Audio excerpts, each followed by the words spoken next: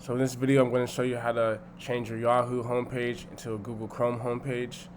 First thing you're going to want to do is open up your Yahoo homepage. Then you're going to want to go to the right to the three dots over here. Click on that. Scroll all the way down to settings.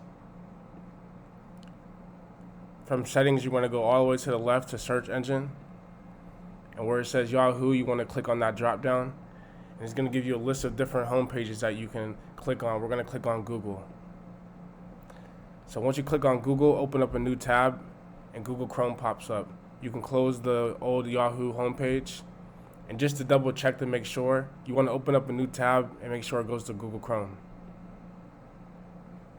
So once that's done, you know that you have officially changed your default page to Google Chrome.